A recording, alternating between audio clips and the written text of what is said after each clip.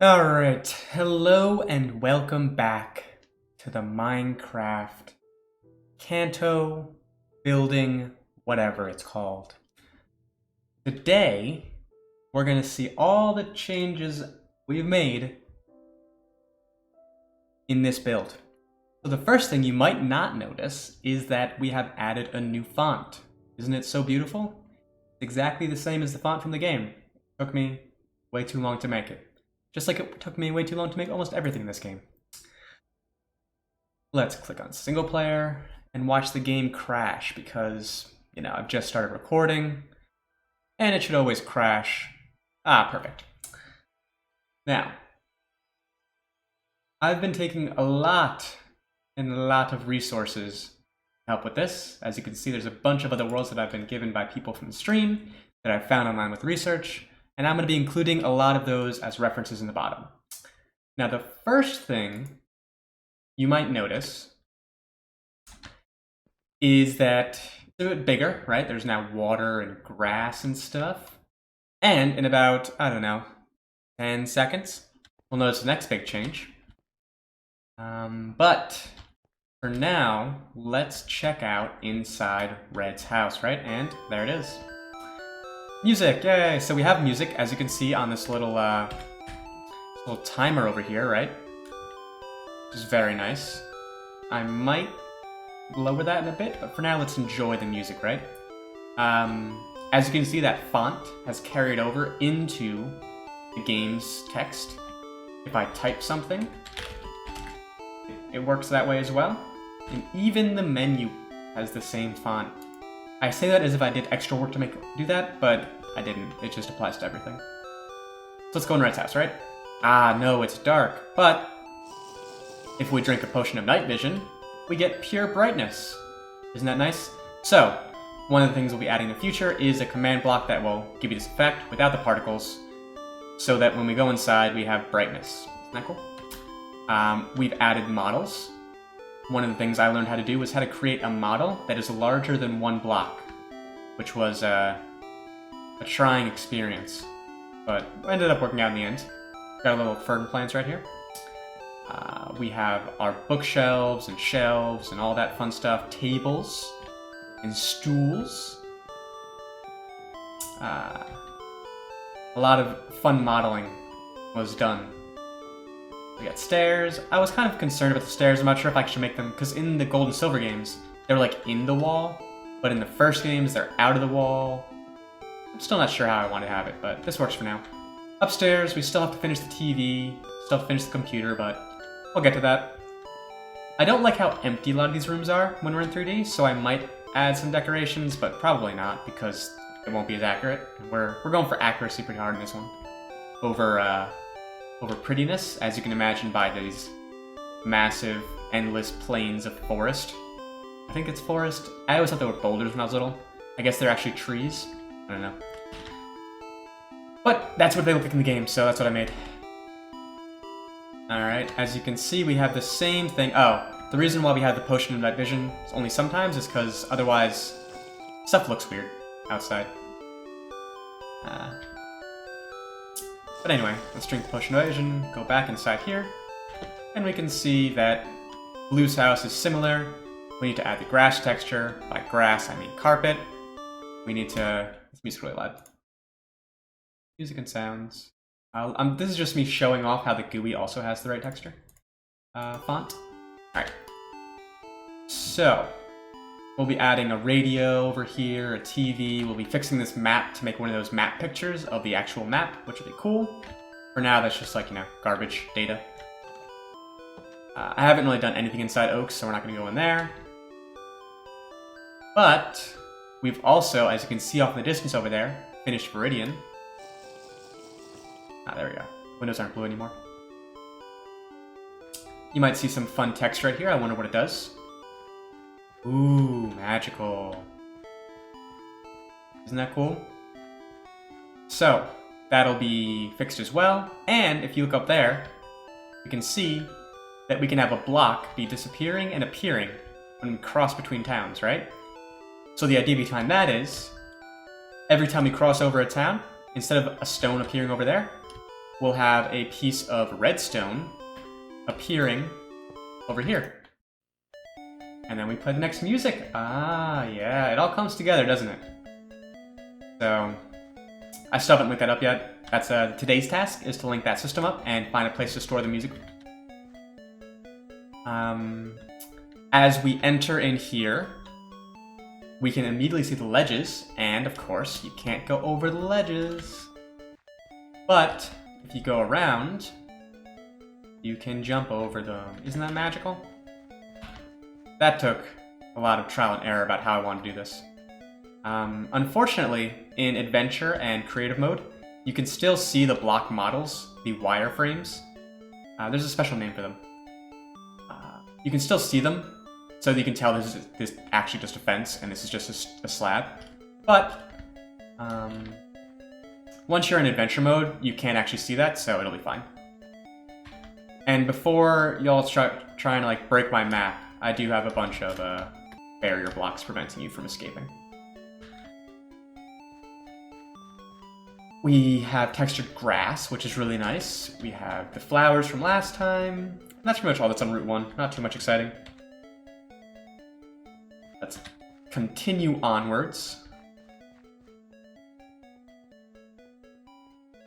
And we now have entered Viridian City.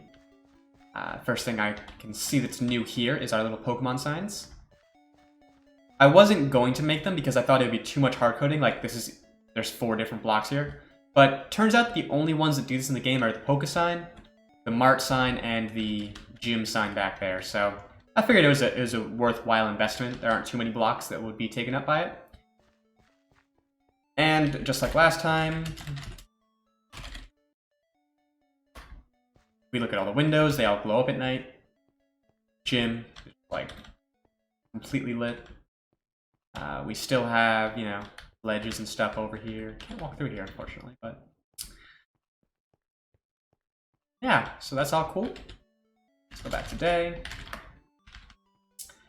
And of course, we've added models for the little tree that blocks our path. And unfortunately, no matter how hard we try, we just can't get past this little bastard. But maybe one day we'll add some redstone man block functionality to make it so you have cut. I don't know. That's a long stretch goal, you know. Anything else interesting in here? We have more signs. We have mountains, right?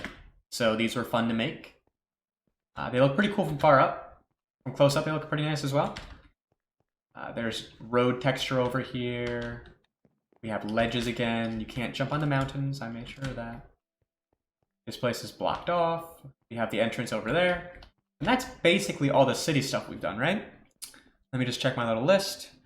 Yep, that's about it. So let's do a quick flyover of the towns we've made, right? From far up, it looks pretty close to the games, right? Pretty excited about that. As you can see, we haven't filled in the sides. That's something I want to figure out how to do in the future, because it only goes, when you stand here, you only have 4 tiles out of vision, right? So I have no idea what's over here. I found a couple fan art maps and like maps from the games and TV show that show what Kanto looks like. Like this is a mountain, and there's a forest here, and then there's a bay over there. And that brings us to our next point, which is that because I've installed World Edit in this world, this music needs to stop. It's very nice, but it's grating after a while. Because I've installed World Edit, I've gone around and actually created the entire map, right? Pixel by pixel. Everything is exact. I think this thing took about 2 days of work, like 7 or 8 hours a day. Basically my part-time job, because, you know, why not? So here's Fuchsia, we're going around, and I'll just scroll down while I talk about the future plans, right? So we've made the entire map. And the goal will be first to finish the interior of Pallet Town, just so I have like most of it figured out about what we're going to do. But I don't want to do the interiors every time as we go along. I want to finish the entire overworld first, right? Release that, just so there's something to show for my work, so it's not just some unfinished project that everyone forgets about. After I finish all the interiors, I want to work on after I finish all the overworld, we're going to do all the interiors. So we'll do like the caves, right? So Mount Moon, Rock Tunnel, the Cerulean Cave, all that stuff will be finished. After I do the overworld and the interiors, that was my basic primary goal. That was what I first started with. After that, if I still want to continue this project, I still have a bunch of ideas of things I could do. So we still have to do HMs, like I mentioned. So make it like an adventure map where you have to collect an item, and then you can use cut to get past cut areas, strength. Right now I have stuff blocking so you can't go on water, so we'll add something that lets you surf.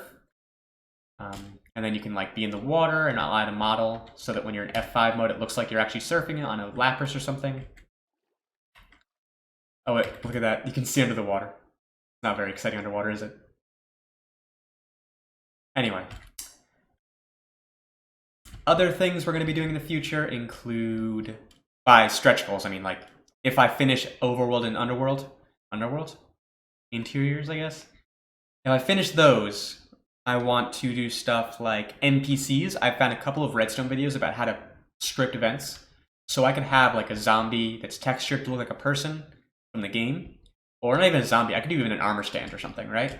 And it could just walk around in a set location. And we could like have randomized events. That could be cool. Anything else? That was about it. The spinny platforms, right, from the rocket bases. So like when you step on a platform, it like twirls you around and sends you a certain direction. That could be cool. I think there's a way to do that. Maybe something with cutscenes or something, or teleport blocks. I'm not sure. And then that's about it, right? That would be all I can imagine I'd want to do. I do not. Okay, I'm not gonna say I will never, but like, I cannot imagine myself going through the effort of adding random events, right? Because that's an entire system. I'd have to make an entire like mod for that, so that when you're walking in grass, you have the possibility of encountering Pokemon. I don't want to do something like Pixelmons. I've decided that Pixelmons, if Pixelmons are on this server, it's going to be someone else doing it. We're at 12 minutes. That was it, by the way. If you don't care about this, you can, leave. But figured I might as well talk about it. Pixelmons, I do not want to add to this myself. If someone wants to download the map and use it for Pixelmons, they can feel free. But it's not something I think I want to do for this texture pack. I want it to be like more accurate so that if I do add Pokemon myself, it will be so that when you're walking in grass, a scripted event will pop up on your screen and you'll have a battle sequence, right? Your inventory will be your party, etc.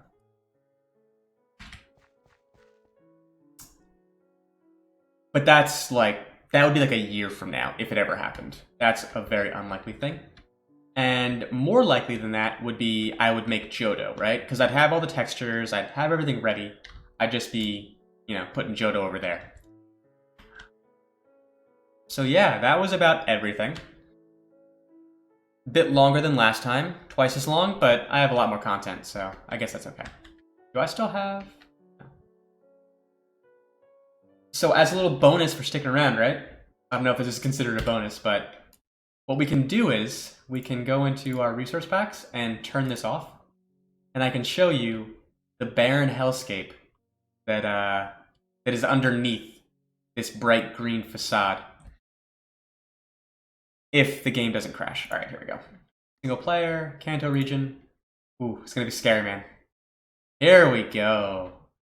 Yeah, look at that. So it turns out I had to use coarse dirt instead of a real grass, because real grass has lots of weird shading. I've used walls for the forest, cobblestone walls for the forest, and mossy for the forest, and normal for the columns. The houses. I've used magma blocks for the windows that are lit up because they have a low light level, which means that you can differentiate them from the blocks next to them, these are lit and these are not. Otherwise, if I use glowstone, it would be too bright. So we're using magma, because it has a light level of 3 as opposed to 16. These fences are gross. There's marble flooring, which is like probably the most accurate thing in the game right now. I don't even want to know what's inside. Inside's going to be a scary place. Oh, it's dark. Turn on the light. Yep, we have glass. Glass for the panel sides. You can go, if you want to know why, we'll make a video later, I guess. We have potted plants with ferns. That's actually pretty accurate. Bookshelves are pretty good, you know. You saw the gold before. And up the stairs, there's nothing different. Oh, you can see there's pressure plates that were invisible before. And there are clouds. Right on the ground. You might wonder why. It's because I've made the ground 132 as my ground. Because once we get to Saffron City, and I have to have 12 stories underground, I did the math, and that's how high up we have to be. We have grass over here. It turns out that these are actually just fences. Yeah, these are just fences and slabs. Cool. We have different colored fences, one for grass and one for pavement. More creepy places. I've used pumpkins because each face is different, which makes it very useful. We have some, what are these? Furnaces. And I think these are also furnaces, right? Yeah, more furnaces. So very exciting. These are nether brick stairs over here. You can't see the ground anymore because there's a cloud in the way. I don't know what this is. Granite, you know. But thought that would be a little fun sneak peek into what the world actually looks like. Not as exciting, unfortunately. So that was it for today. Thanks for watching. I hope you enjoyed. And I'd love to hear any recommendations. If you saw some textures that looked weird that you thought might look better a certain way, let me know. And I'd love to hear any feedback. So, peace. Oh, check out my stream. Yeah, don't I have to say that at the end of every video? I stream everything. Everything I've made so far is on the stream. If you are interested in learning how I did this, if you want to learn how to make maps along with me, because I'm learning as I go, feel free to stop by. I'll include that link as well as all the references I've used. And now, that's actually it. Peace.